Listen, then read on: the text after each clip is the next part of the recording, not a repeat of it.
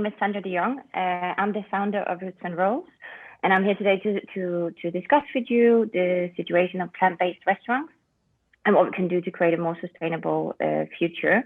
I'm part of Source for Tomorrow and happy to participate in this discussion today.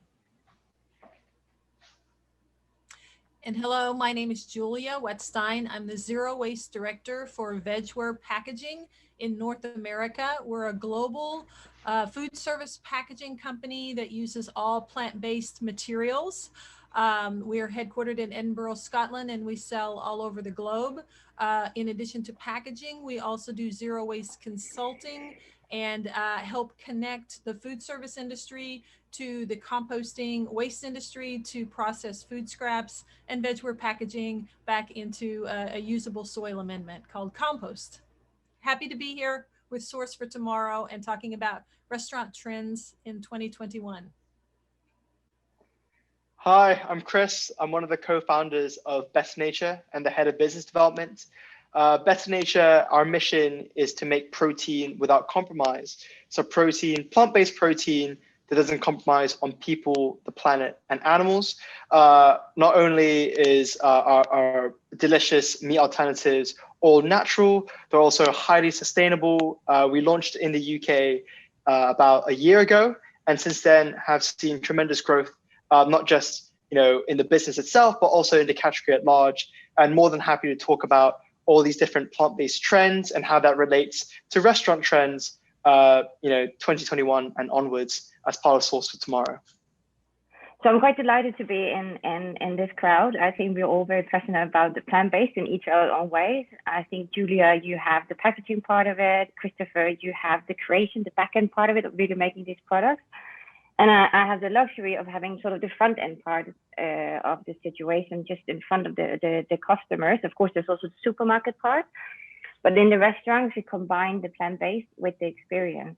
And I think the mission we have at Roots and Rolls is really to open people's mind. And I think being passionate about plant-based, we also know that we don't have so much time to change people's perception of plant-based. I think we are running very late. I think all the information we get from and the environmental changes is not looking so good. And I think the way we eat is one of the most simple and the fastest ways to change this, to turn around the trend. So I think we all in our own sector, we are the trendsetters of how we can behave going forward. But we also know that one thing is like, what's the right thing to do? And another thing is like what you feel like doing when you're hungry, or when you're hungry fast, or when you want to have your nutrition fast. It's very easy to go for a quick solution instead of the right solution. So I think in terms of how feasible it is, it's definitely feasible to change the way we eat, but we need to present people with solutions that are more tasty, that are just as easy, and are just as exciting. We can't just serve lentils. It needs to be something nice, because people never convert to something that's worse than what they have, but they will convert to something that is better or even just the same, as long as it adds like an emotional or a physical value. And I think that's exactly what we try to do in the restaurant. So definitely possible, but I think there's a lot of work to be done.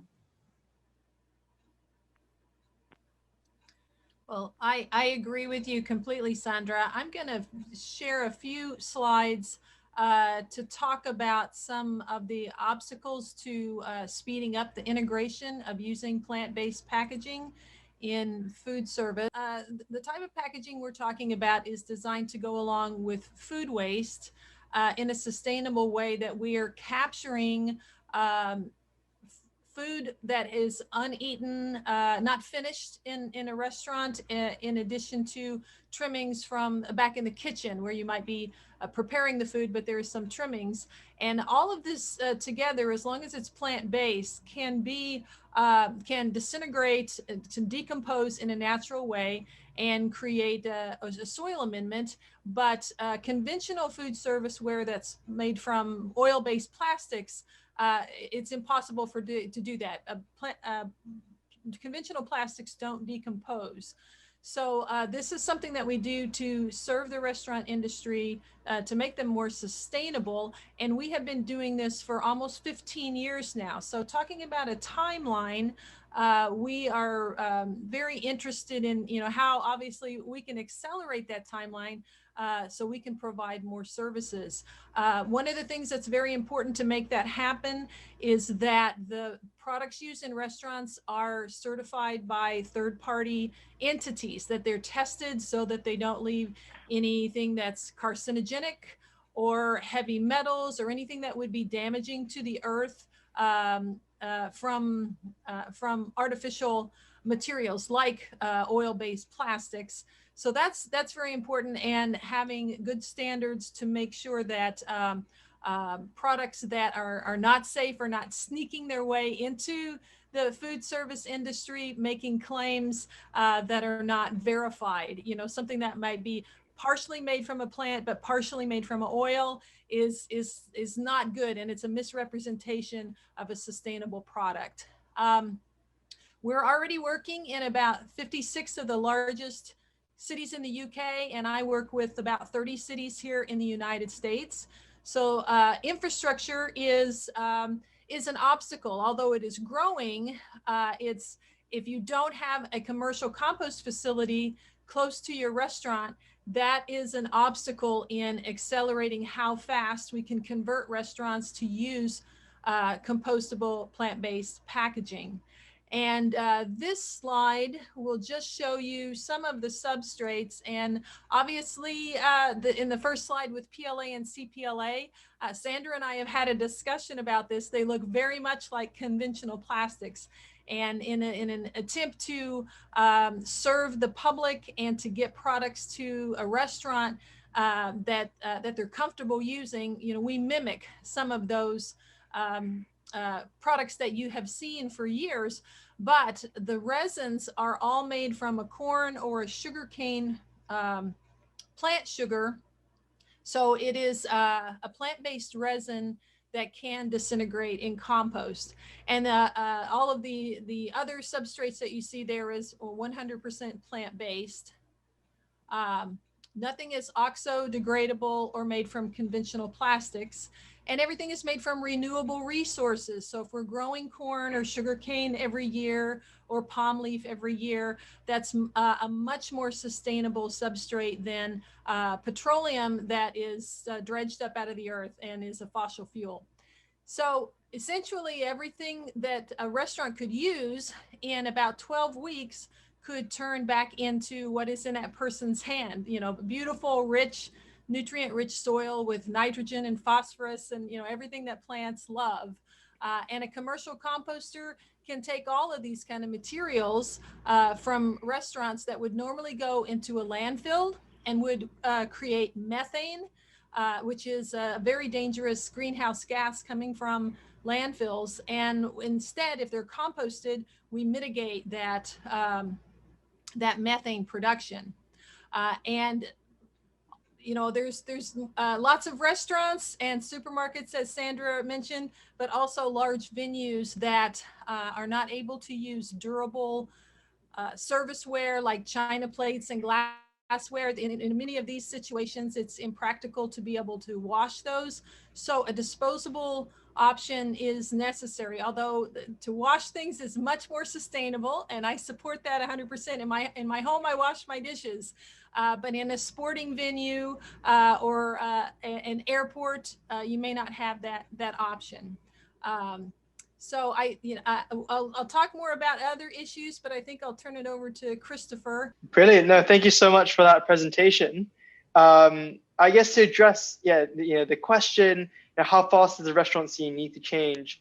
As Sandra said, the environmental pressures that the world is currently under are huge. They're immense, and they're actually fastening. The rate at which we're degrading the environment is increasing, not decreasing, despite our best efforts. And as Sandra mentioned as well, how feasible are these changes? Well, we need to introduce products that look and cook the same way, that are able to meet or surpass the expectations that consumers have about plant-based products. I think there's still, though in recent years there have been really exciting developments in the meat alternative space, so creating meat-like products that look and cook similar to their animal-based counterparts, more work needs to be done. And I think more education needs to be done as well to introduce to consumers that, long gone are your sort of lentil and your lentil burgers and your tofu stuff. That today there exists delicious, nutritious alternatives that taste great, that do great for your body, and of course do great for the planet as well. So what we do here at Better Nature is that we're the world's first food tech business focused on tempeh fermentation. And by leveraging this unique fermentation process that originated in Indonesia 300 years ago, we are developing delicious, nutritious, and all natural meat alternatives that look and cook like meat, that taste fantastic and do great for people as well. Tempeh, which is the main ingredient of all of our products, is incredibly high in protein. It's got almost double the protein content as that of eggs. It's really, really high in fiber, takes on flavor really well, can be used and cut and marinated in all the ways that meat is traditionally prepared. But going beyond that, I've actually got a slide I'd like to share in which that sort of showcases what I mean about what we're trying to do, why we're a food tech business and where we see tempeh fermentation going. So I've got a quick teaser video of one of the products that we're working on called the Better Matrix.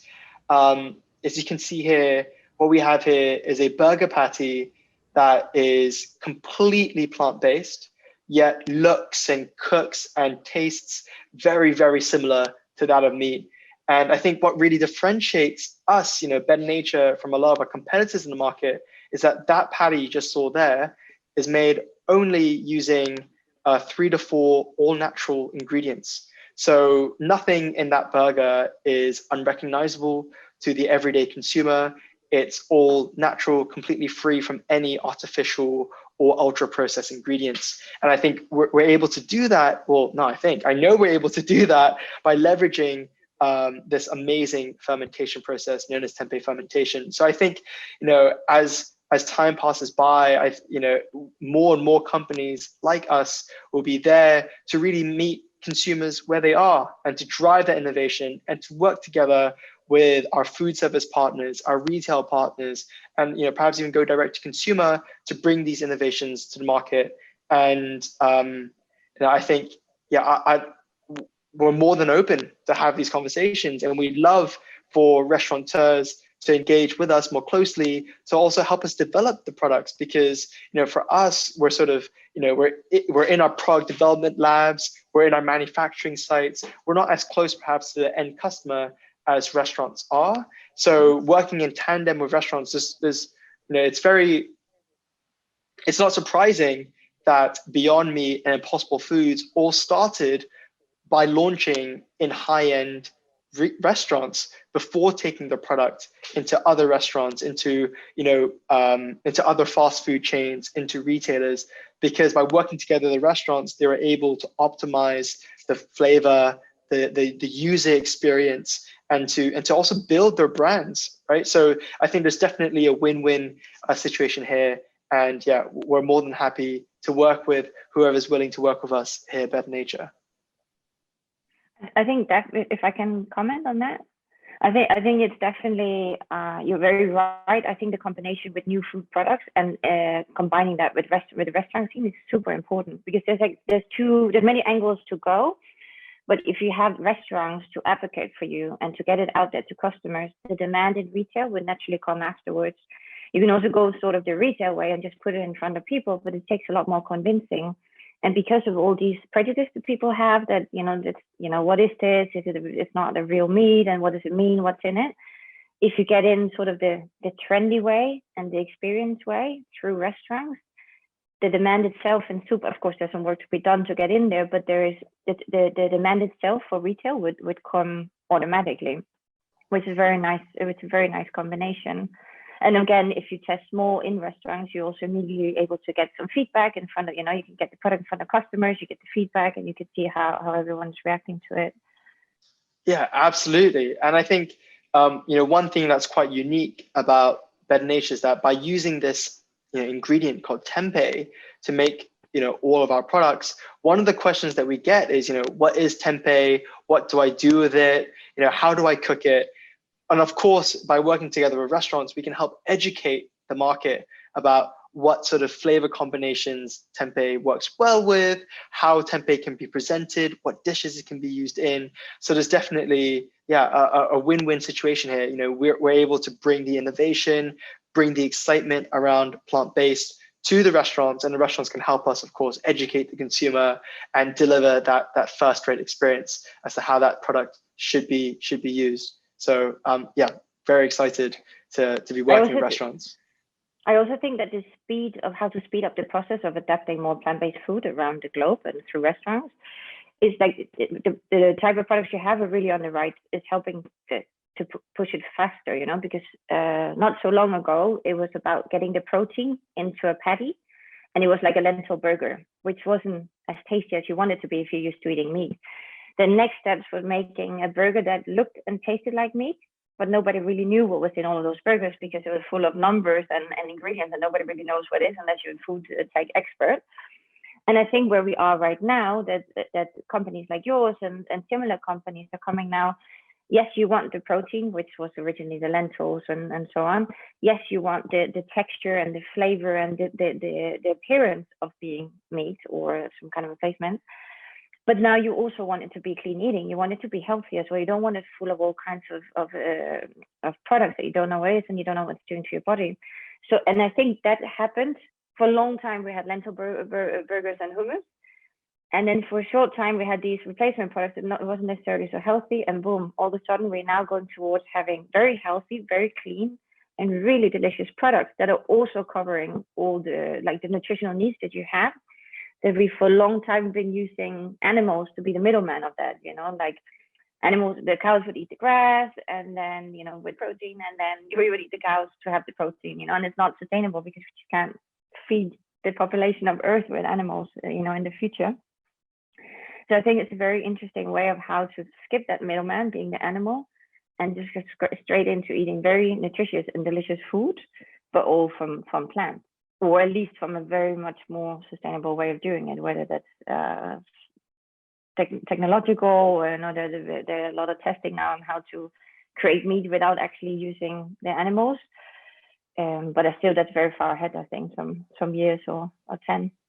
Yeah, exactly. And so sort of piggyback on that, and then sort of bring it to the context of today, in light of COVID, in light of people being way more health conscious, way more, just way more aware of their health, right, in general, right, whether it's COVID related or not.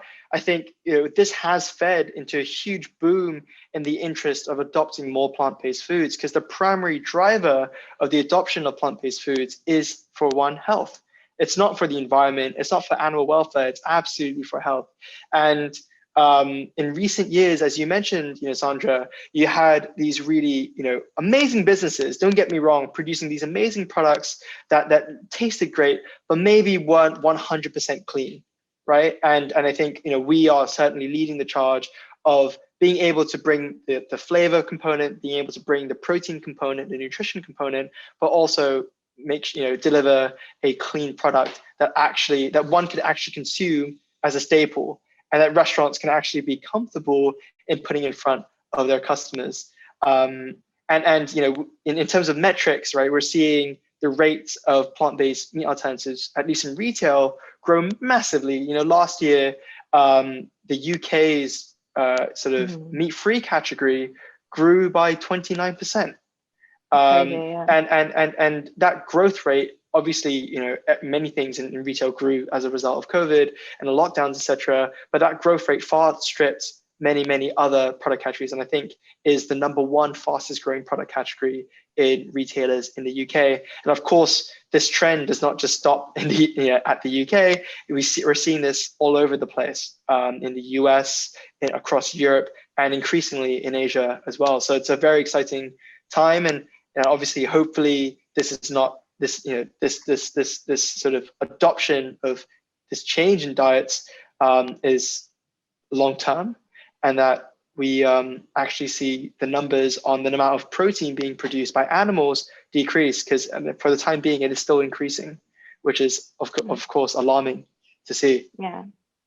I also think, Julia, towards like the packaging, what I'm seeing, at least here in Barcelona, that some of the places where you can buy these, some of the, the meat replacers, it's often these products that are also much more conscious around the packaging. And it's not, I don't think it's exactly the packaging that Wedgeware is doing, but it goes in the same mentality. So if you're conscious about how you eat and the impact maybe on your health, but also especially on the environment, being more sustainable, I see the same companies making, and we do it as well in Roots and Rolls, you make an investment and also making this and making the packaging more sustainable, that you don't want to do all this effort around the food and then you wrap it up in plastic that's going to end somewhere. So I see that both in retail, but also more in restaurants. Yes, absolutely. I mean, there is a direct link realistically and psychologically between a plant-based diet and plant-based packaging because innately they're both more healthy for your body and more healthy for the planet. So those things need to go hand in hand. And I think more people have an emotional response to packaging. So if they do see something, maybe it's a beautiful plant-based burger, but if it came in an expanded polystyrene foam container, they would have an aversion to that. And I think that's a good thing. It's the old adage, when you know better, you do better. And we've learned about what type of environmental impact these materials have that are actually considered toxic waste once they've been used. And why would we want to wrap our food in something that would be considered eventually toxic waste? So it's an important partnership for us, for the people that we serve, and for the planet and the people that will be here long after us. Yeah, I think it's you have to start like with the front runners in each sector, in this case. And I think that there's the two main challenges I see in actually making it happen. One is education. Some people, like a lot of us, or some of us, or some people, we simply just don't know that we're doing something wrong because we've never been educated to understand what this water bottle does, And I think the other part is I don't know if it's called maybe culture or it's called habits. It could be a combination of those two. The way we've been brought up, the way we eat, and changing these two things is, I think, unfortunately, can be a long process. It doesn't happen overnight. Not everyone is so adaptable. I'm done with the meat. I'm done with plastic. I will no longer buy it. And I think those two things, in combination with availability, also, because if you live very remote, if you're not in a big city, it can also be really a challenge to get the things you're looking for.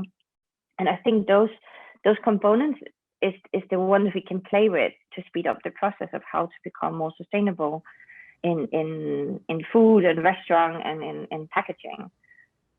Yeah, I was really interested in something Christopher was talking about being concerned about our health and what we put in our bodies, and then that being magnified by the global pandemic of COVID-19. And what we've seen with our partners who are restaurants and food service operators is this enhanced need for things that were hygienic and sanitary. They no longer want a food service where you might have disposable forks, but they don't want everybody in the restaurant to be able to touch those forks in a crock, So the idea of having things individually wrapped that people are going to use to consume food has really been a challenge. And we have seen in the United States a heavy dependence on plastic to wrap it, a plastic fork wrapped in a plastic bag. And it's been a challenge, but we have been finding solutions to that, where we can have a compostable fork, and maybe it can be in a paper sleeve. So there's that protection from transmitting the virus, but all of that material is still compostable and does not have, and it's from a renewable resource. There's two sides to this sustainability. Obviously, the best is when we can get everything that is waste that's not consumed to be recycled in an environmental way through composting. But the other side of the equation is, where does the material come from? And you and Christopher talk about, you know, how do we develop the food? What's the inception of the food? And we have to be, in my company, be focused on where does the substrates for our products come from, and making sure that those are renewable resources, even in those cities where all of the waste may have to go to a landfill because they don't have a commercial composter. The materials themselves are more sustainable than something that's made from a fossil fuel base. So those are important. And then, you know, something maybe we'll get into talking about is cost too, because making the switch is not, in most cases, I wouldn't go into a new restaurant and say, you should do a zero waste to landfill program because it's going to save you so much money. That's just not the case. So if the two of you have some comments about making commitments and dealing with enhanced or accelerated costs. Yeah, I mean, you know, as Julia, as you mentioned, that there are certain instances where you just can't control, right, how the market pushes, you know, consumer appetite, and you mentioned with plastic. And I guess for us, you know, we've always tried our best to, you know, make protein without compromise. You know, that is our tagline. So obviously, plant-based protein doesn't compromise on animals. We try our best to make it as uncompromising to the environment as well, and that, of course, plays a huge role in our packaging. You know, being food, we can't, unfortunately, not yet package our food in compostable materials, because that could potentially interfere with the actual product itself, and of course isn't necessarily food safe, especially if it needs to be pasteurized, etc. But I think there are certain things that not just brands, but restaurants and everyone can do to mitigate the impact of the plastic. So what we do here at Better Nature, for example, is that we have a commitment with Repurpose Global, which are this amazing NGO. And what they do is that they help us offset all the plastic that we emit into the environment. So we're the world's first plastic neutral certified meat-free brand. And as a result, though it's not ideal, though of course I think the ideal would be for our packaging, for our products to come in as little packaging as possible, and for all that packaging to be at the very least compostable. At the moment, what we have to sort of settle with is recyclable plastic, and for all of our plastic to be offset by working together with these amazing charitable partners like Repurpose Global. So yeah, I mean, there's certainly constraints, but there are also certainly solutions, methods and solutions that we can all adopt to do our best to mitigate the impact that we have on our environment. I completely get you. I think when you're doing something in the sustainable area, you want to do everything great. And I think sometimes I can imagine your case, for it's tough accepting that you wrap all this amazing food and you wrap that in plastic because you probably want to do everything perfect. But I think also sometimes when you're in this area trying to improve things, you also have to accept that if you end up wanting to do everything 100% perfect, like also eliminating plastic, you might end up doing nothing. So doing something is already better than doing nothing. It might not be perfect, but it's part of the way. So in our case, in the restaurant, we're 100% vegan.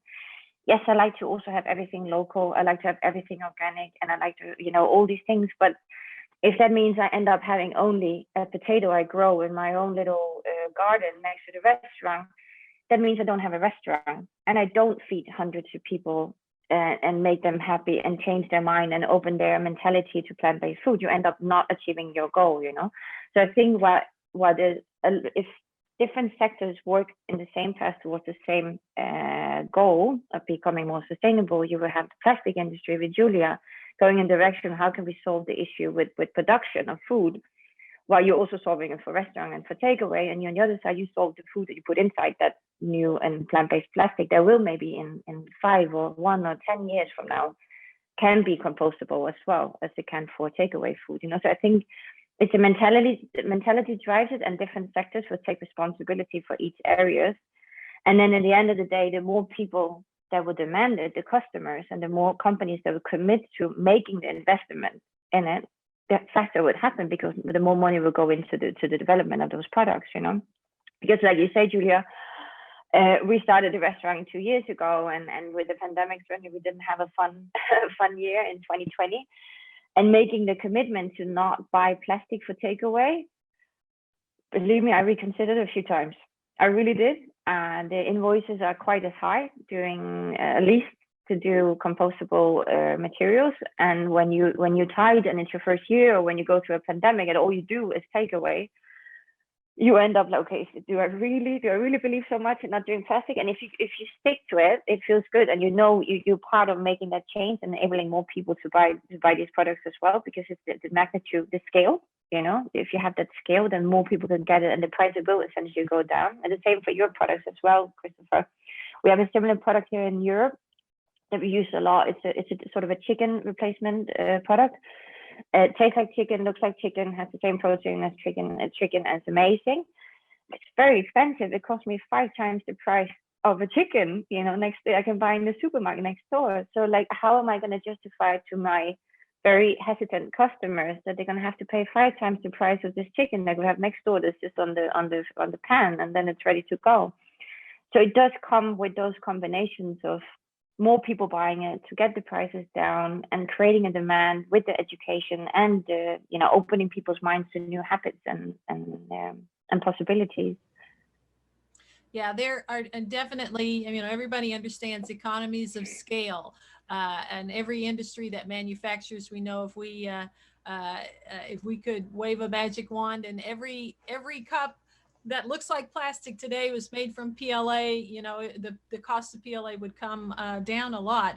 But honestly, there's also the issue of supply and demand. And right now, today, in January of 2021, there is not enough production of a plant-based resin to replace all the plastics in food service in the world. It just doesn't exist. It's, you know, it's got to keep pace. So that's another obstacle and barrier for us to convert, is that the small handful of manufacturers of that resin. Now we use the resin, but we don't manufacture the resin. We purchase that as an input to our production process, and you know, they're going to have to grow quite a bit.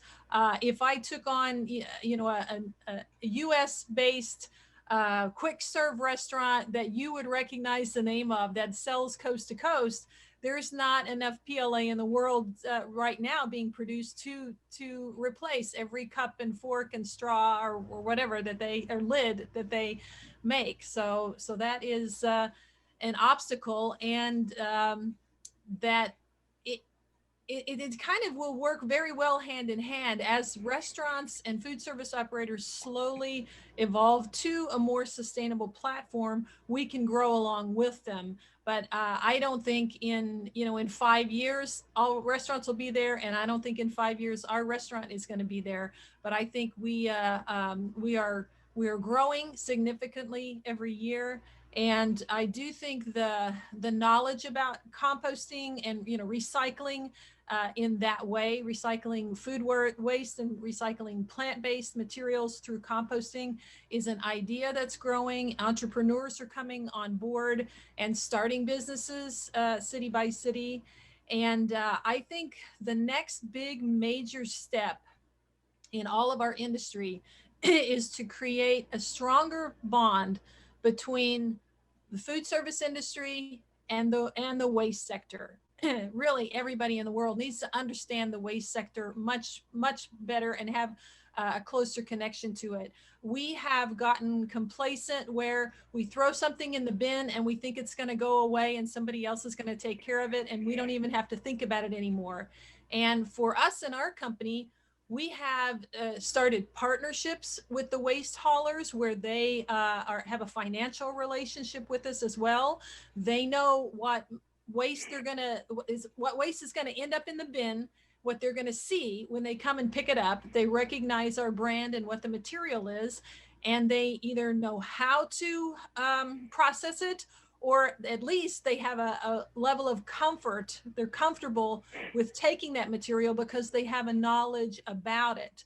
And that's a shared responsibility. The people using the vegware, the people putting it in the waste bin, the people bringing the truck to collect it and taking it to the compost facility all have a relationship with one another and can communicate if there's contamination, if glass or plastic is getting into the compost. We can talk to one another about that and solve those problems. But you can't have a system like that if people are still living with blinders on and think we can just throw something in the waste bin and it disappears and nobody has to be concerned and think about what they just did putting something in their bin. Whether restaurants want to be more plant-based or not, I think the short answer is, for the moment, no. I think a lot of restaurants are aiming to have more, let's say, veggie options at this moment. And everyone is trying to adapt to that. You know, like people go to a restaurant, 5 people, or now you can only be 4 if we can go. And there's always this one annoying person that only eats veggies, you know? So all restaurants try to cater to these people, the difficult friend. So there's always like, maybe there's a goat cheese salad, or there's something simple, maybe typically a salad, some hummus or something. And I think the interesting part is, if you look at these group dynamics, before that was 1 out of 4 or 1 out of 10, and every time now it becomes more and more people in the group that are actually looking for veggie options. So the demand from people wanting to eat more greens is putting a pressure on restaurants. So I see it in many places, there are more and more veggie options, but there's a huge difference from catering to the veggies, the vegan or vegetarian people in the groups, and then making completely plant-based concepts. And it might not be necessary. If every restaurant would have 50% of the menu being plant-based, that would already give a massive impact, because it means they would put more focus into those dishes, and it wouldn't just be a goat cheese salad or hummus. They would actually be more delicious. So if you look at the overall purpose of reducing meat consumption, animal product consumption, if every restaurant would do a bit more, there would already be a lot. Then, of course, you in all sectors, you always have some front runners. We try ourselves in Roots and Rolls to really set the bar very high of what you can do as a vegan 100% plant-based restaurant. We want to make sure that we mess with people's minds. They give them an experience they didn't expect being 100% vegan. So we try to do very unique things on that. And by that, also we're hoping other restaurants would follow with that. But it is difficult, because people still go to a restaurant to enjoy and to have fun, and they don't necessarily want to think those particular moments, unless it's just a quick lunch. You don't necessarily want to be confronted with like ethics and moral and what you should be doing and not. So it's finding that balance. So I think if more people tip in and more people will experience how nice it can be, it will naturally create that demand in restaurants. So this circle effect. So it will take time, but I think the more people that jump on it, and little by little we'll see that you can make a sustainable business, and you can also have a good financial year being 100% vegan. I think the more interesting it will be. I think, like, just moving towards cons, I think I don't think there's any cons in just making more plant-based. I think the cons would be that maybe people don't want to eat it yet.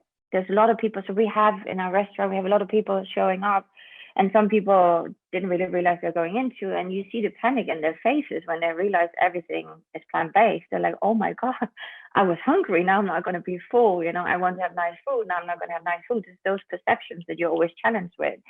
So I think that is the con, that the market is not there yet. And someone has to drive that market. But until we're further ahead, it's always going to be a con to run a business at 100% plant-based, because you're going against the crowd a little bit. The majority is still not eating plant-based. So you have to push the door open. You have to show them what are the opportunities. So that is the con when you run a business. It's also the same for Julia, for sure, with her products. Like, why would I buy so expensive products when I can buy for half or a third of the price something that's plastic, and nobody knows where the plastic goes anyways? We don't care, do we? You know? Or in the case of Christopher as well, you know, like I can just buy like a kilo of shitty meat somewhere and get all these proteins that everyone is talking about, that otherwise I'm going to die of protein deficiency if I don't eat meat, So it's a little bit of an effort and education, and it's an investment for people to make that change. And I think that is the only con of plant-based, whether it's plastic or food, is the people understanding the benefits. And that still takes time. So before you can make big bucks, if that's what you're in it for, it will take a while. So you have to let the passion drive and then make a good business with it at the same time. I don't know what you guys, how you see it with the cons. Yeah, I mean, I definitely do share a lot of your sentiment. I think, but at the same time, I feel like there is a pro to going against the grain. Yeah, right? definitely. And to being differentiated, right? So, I mean, I love Barcelona, but I haven't been in a while. Certainly the last time I was there, I'm pretty sure veganism wasn't a thing, but now more and more so it is. And I think as a vegan myself, I'll actively look to go to vegan restaurants, or if I had a choice between supporting one restaurant with one veggie or a vegan option versus a vegan restaurant next door, I'll go to the vegan one because they share, because we're on the same mission, they share my values. I want to do my bit to support them, right? Instead. So you only need to look at, like, for example, Oatly, right? With their super loud and bold packaging and their messaging. And, they're literally the epitome of that rebel brand going against the dairy industry. Look how great of a success that they've been, they've been and they've made, not just here in the UK, but all across the world. So yes, it is a con that you need to educate the market, sure, and that is tough, but it's also a massive pro. It's a huge differentiator, I feel.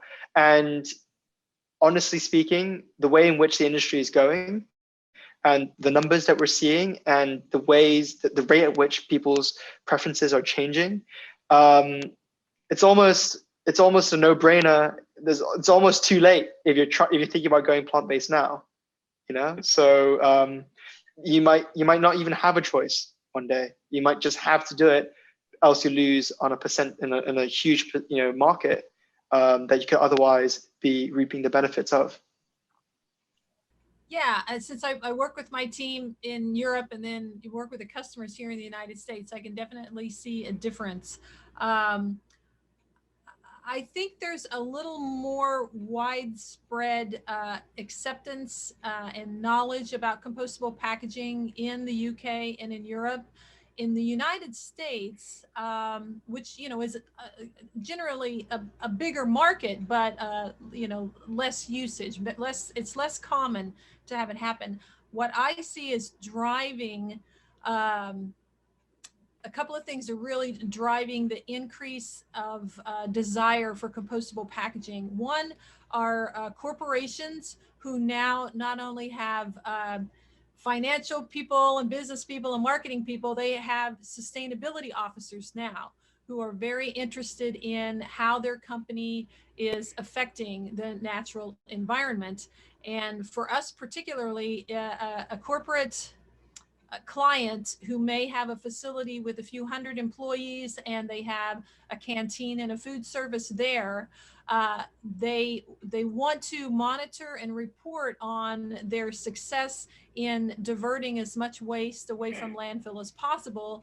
And in food waste, there's a big story to be told when you're feeding, a couple of thousand people a day.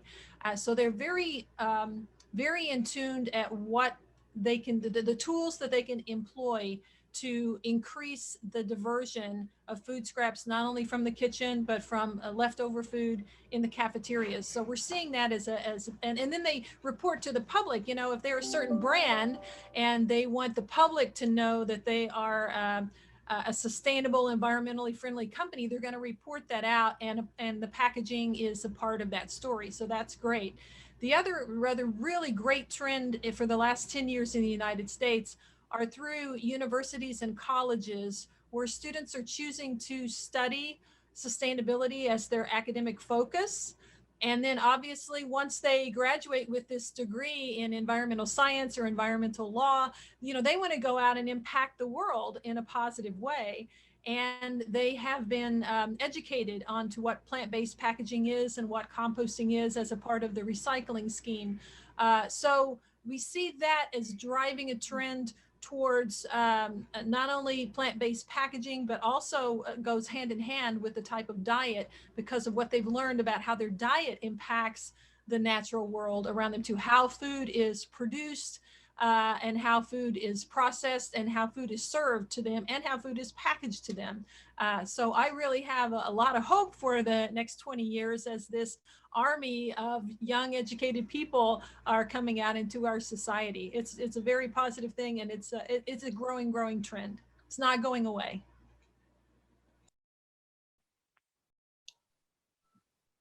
Great. I think you're right as well, mentioning the corporations. I think today, like, of course, as consumers ourselves or as business owners or employees, I think corporations, they also have quite a big responsibility to live up to.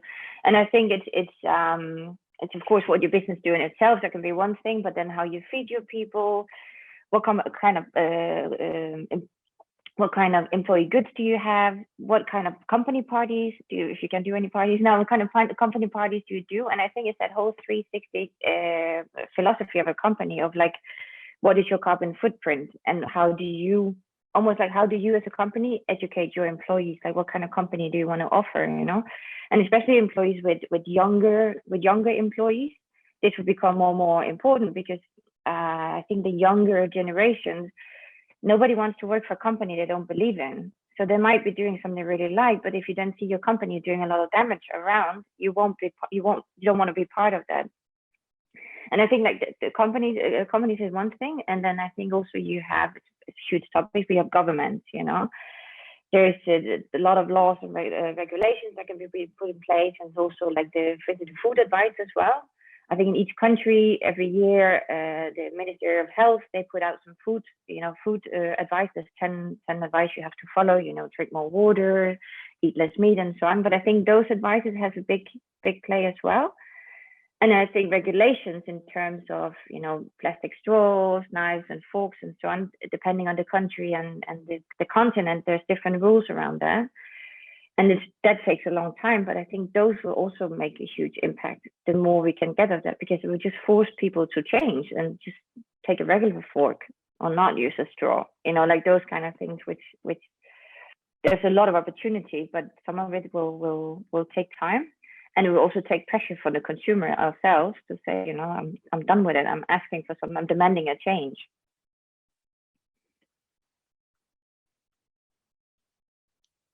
Great. And then perhaps as the final question, where do we see restaurants moving? This can also be, Christopher, from, the point of view of, the rise in plant-based, where do we see it, all the changes happening in 2021? We can go with what would you like to see? How fast is it actually, possible to make a move towards, for example, more sustainable packaging or more sustainable actual, food products?